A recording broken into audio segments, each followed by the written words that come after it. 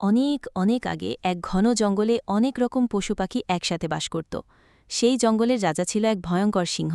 সে প্রতিদিন একটি করে প্রাণী শিকার করে খেত। ফলে বনের সব প্রাণীরা ভয়ে ভয়ে দিন কাটাত।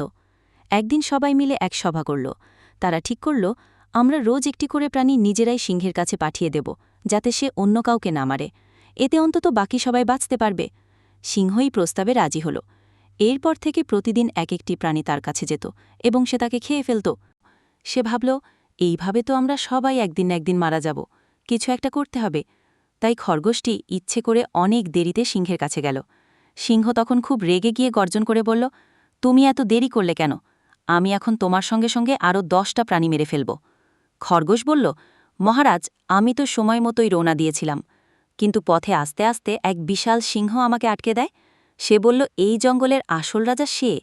আমি অনেক কষ্টে তার কাছ থেকে পালিয়ে এসেছি আপনাকে খবর দিতে। সিংহ খুব রেগে গেল, বলল, কে সে বেয়াদব? আমাকে চ্যালেঞ্জ করে? আমাকে নিয়ে চলো। সিংহের বোকামি।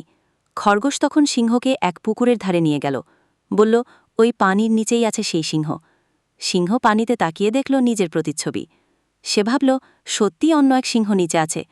রাগে সে জলেই ঝাঁপ দিল আর ডুবে গেল। বনের সব প্রাণী তখন আনন্দে চিৎকার করে উঠল। খরগোশ হয়ে গেল তাদের বাঁচানোর নায়ক।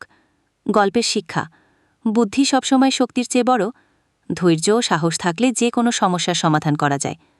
অন্যায়ের বিরুদ্ধে দাঁড়াতে হয়, তবে তা বুদ্ধিমত্তার সঙ্গে। একজন ছোট ব্যক্তিও বড় পরিবর্তন আনতে পারে।